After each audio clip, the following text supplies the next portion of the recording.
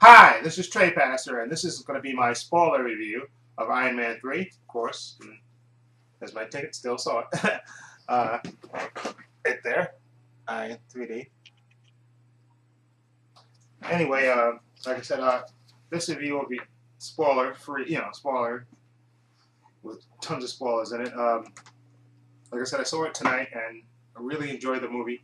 And, of course, everybody's talking about the twist. Like I said, I grew up with the Iron Man cartoons, read the comic books growing up as a kid, traded them back and forth and everything. And now the big twist, of course, is that the Mandarin is not really the Mandarin. He's really an actor, a front guy hired by Guy Pearce's character, which is Aldrich Killian, to be the front for his big plot.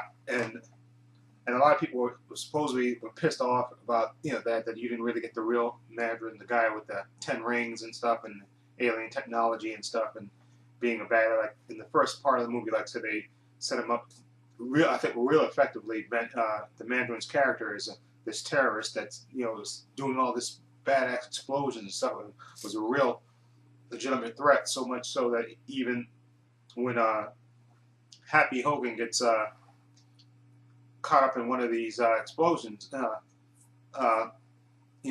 Tony Stark basically challenges the Mandarin to basically come after him, and you think, and of course, that the Mandarin does come after him because that's when he blows up Tony Stark's house, his nice, beautiful house on the mountain, side of the mountain. He blows it up basically, and you think, oh, okay, the Mandarin's a real badass. He directly attacked Tony Stark, and then you find out later, of course, that he's he's just an actor. This is just the front, for Guy Pearce's character's his ultimate plan, of course, which is basically to fry the president, and of course he has an inside man, of course, the vice president is the plot, of course, and that's his man in the White House, of course, but like that plot twist, like I said, I grew up with the comic books and stuff, and with the cartoon. That watching it, and at the time I was watching it, that twist didn't bother me. Maybe because it came later in the movie and stuff, and I don't know, it didn't piss me off. I mean,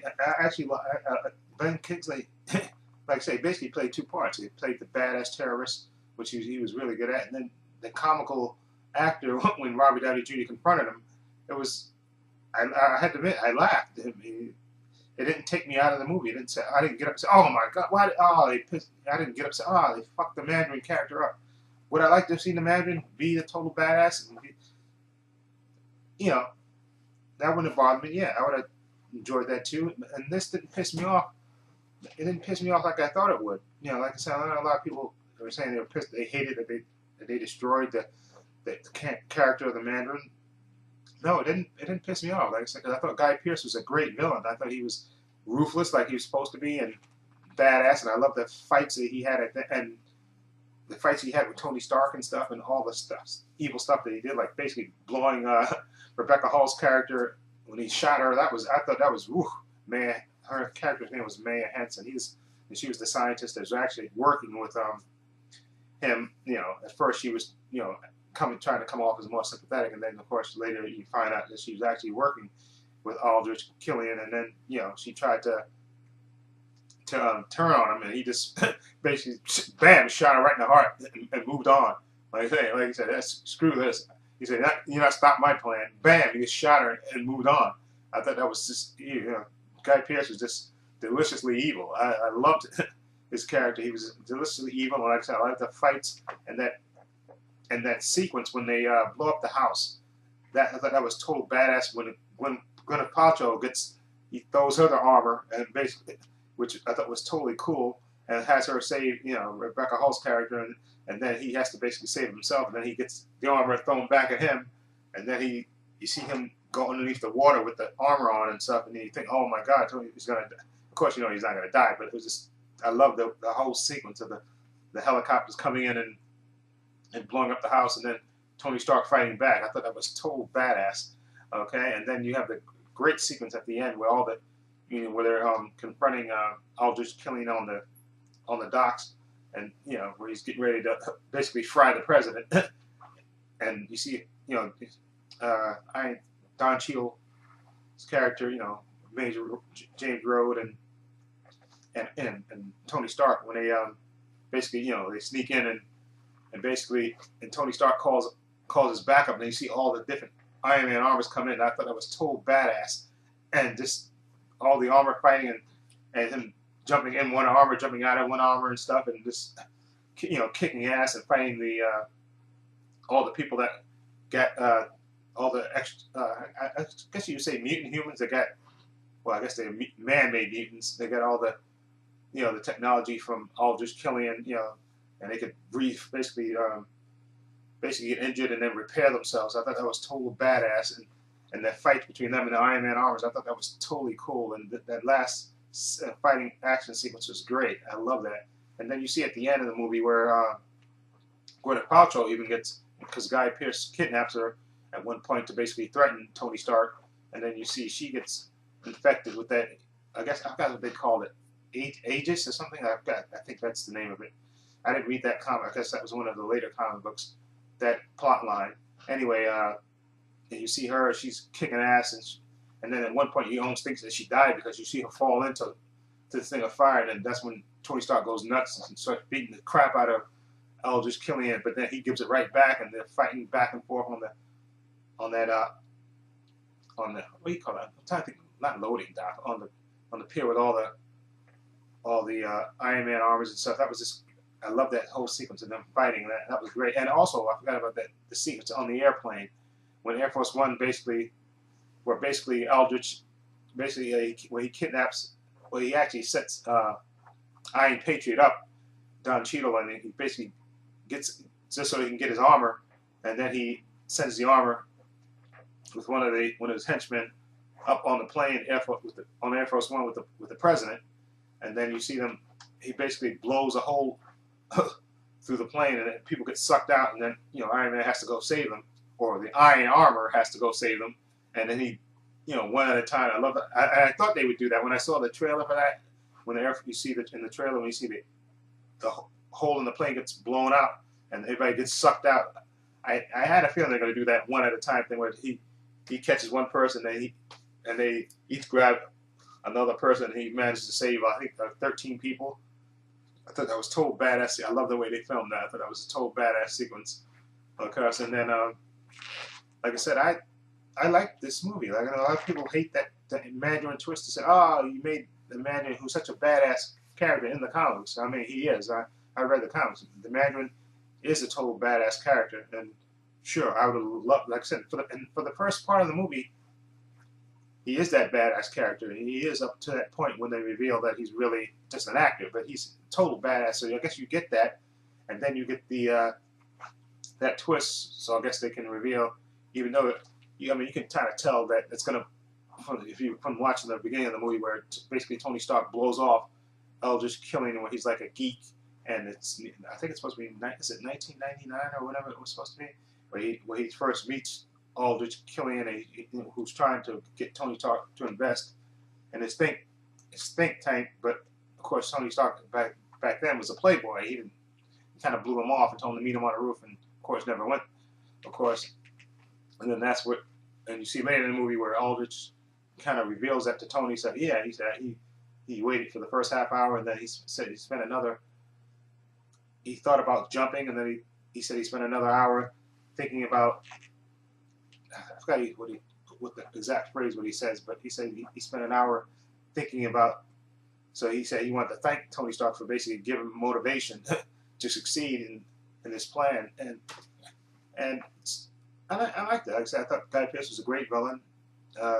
Ben Kingsley, like I said, for the most part, and even when he revealed to be the fake Mandarin, I thought he was funny, and it made me laugh. But what I love about this movie the most is like Tony Stark basically had to, after the attack on the house, everybody presumed he was dead. So he had to lug his armor, as you see in the trailer. You see him lug his armor, and then basically he hooked up with this little small kid, and basically figure out who's trying to come at him. And he's inventive. He's building his own little things. And when Aldrich sent these super these Aegis, I guess what do you call it, Aegis infected humans after him, he had to be inventive without the armor to survive and stuff. And I like that part. And he created, even when he was confronting the Mandarin, who he thought was the Mandarin, he basically went to, I don't know if it was not Walmart. What's this? Basically a hardware store. I was trying to think of a, I can't think of a hardware store, but he went to, or Ace, and he basically bought a bunch of stuff and basically made all these great, MacGyver. That's what he did. That's a good word. He MacGyvered himself so he could break into the mansion where he thought the Mandarin was. And I love that sequence where he did that. That was great when he took out the bunch of guards and stuff, and before he ultimately confronted the fake Mandarin. I thought that was absolutely great. And like I said, I love this. You know, the battle at the end with him jumping in and out of the different armors and stuff. I thought that was totally cool and totally badass. And I enjoyed the movie. And like I said, they ended it with Gwyneth Paltrow. She got cured because she got infected with that Aegis. I guess that's what they call it. You know, the virus or whatever it was. She got infected with it, but you know, they explained Tony Stark cured her, and then he even got the shrapnel that was in his chest. That was, you know, he was able to operate on that and get that out of him. And then you see him at the end, he blows up all the armors. But you know, he's going to be Iron Man again. I mean, even though at the end of the movie they go, Tony Stark will return.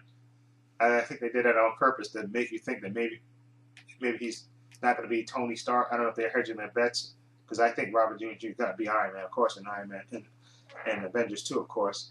And I know a lot of people saying, well, maybe he's tired of playing Iron Man, and maybe he's going to be more of a scientist, an advisory role, and maybe they'll throw maybe War Machine or somebody else into the suit. But I think ultimately he'll still be Iron Man, Tony Stark. I think they just were hedging their bets, because I don't know if they're going to make an Iron Man 4. I don't know if they're going to do that, even though I would like them to make Iron Man 4. I wouldn't mind that. But maybe they'll stick, I don't know, maybe they'll just stick to having him in the Avengers movie, you know, Iron Man character in the Avengers movie. Or maybe, I don't think they'll, I know they kept saying, well, maybe they'll just make him be more of an advisory role in the Avengers. But I think it'll be Tony Stark in the armor in Iron Man 2. I'm not in the Avengers 2 and 3. It'll be him in that suit. I don't know if they're going to make any more Iron Man movies. They may not. But I think this movie's going to make a ton of money, so I don't know how they wouldn't make another Iron Man movie. But anyway, and I would like them to make another Iron Man movie. I think you got great potential with that. But anyway, he will be Iron Man. He will put on the suit again. And you definitely have to stay for the post-credit sequence where they show Tony Stark basically telling the story, because in the beginning of the movie you see it's all black and he's like talking to somebody, telling the story. Then at the end you see him talking to to Bruce Banner, what's called his character, Mark Ruffalo's character, who was basically, falling asleep hearing this long involved story, which is absolutely hilarious. And he tells him, "Well, this is not my field. You know, this is not my." It's absolutely hilarious. I like that little end sequence. You know, and most people in my theater stayed around just to see that. You know, because I knew, and everybody else knew, they was going to show some post credit sequence. So I'm glad everybody stuck around for that. That was great. And like I said, so that's my spoiler-filled review of Iron Man 3, and that's why I put it up there so everybody can judge. And I know it's a little long, but I want to get in all my good points about it. And I think Don Cheadle was good too as War Machine. I mean, he didn't, or Iron Patriot also. He didn't have as much to do. I'd like to see him kick a little bit more ass. He did kick a little ass when him and Tony Stark invaded the I guess you can't call it a loading dock. It is, I guess, a loading dock. It is a loading dock where they were at, and he kicked a little ass in that. And I would like to see him a little bit more as Iron Patriot, you know, kicking a little bit more ass. But he was good. But anyway, and I love Paul Bettany as Jarvis. I think that's a great character. Just even you get Paul Bettany's voice as Jarvis. I think that's just a great touch and a great nod to the comic books, of course, because in the comic books, of course, Jarvis was a butler and a real person. And in this one, he's Tony Stark. Basically, his voice is I was going to say computer program, basically, that advises him. And I thought that's a great touch that twist that they added to. See, they can change things from the comics to the movies. See, Jarvis was actual physical person. I don't know later in the comics if Jarvis died or whatever, but in the comics he was the butler who took care of the Avengers mansion. And in this movie, of course, or the Iron Man movies, he's basically Tony Stark's. What do you call that term? It's IA or something. I think that's the term. Maybe I'll get that wrong. But anyway, see, so they can twist things, and that's a kind of a turn for the better. But like I said, honestly, the Mandarin twist didn't piss me off as much as it twisted a lot of people off. It didn't. To be perfectly honest, it didn't piss me off. I mean, I love the Mandarin in the comics. I think he's total badass in the comics. And sure, would I like to see him in this movie be the actual character and Tony Stark confront that character? Sure, that would have been great. I wouldn't have minded that at all. But this twist didn't, and I didn't get up and say, this I can't, no. And like I said, it made me laugh. I thought Ben Kingsley was great as both parts of the character, the serious man and then the comic actor who got hired for a part, basically, for more drugs and women. That's it.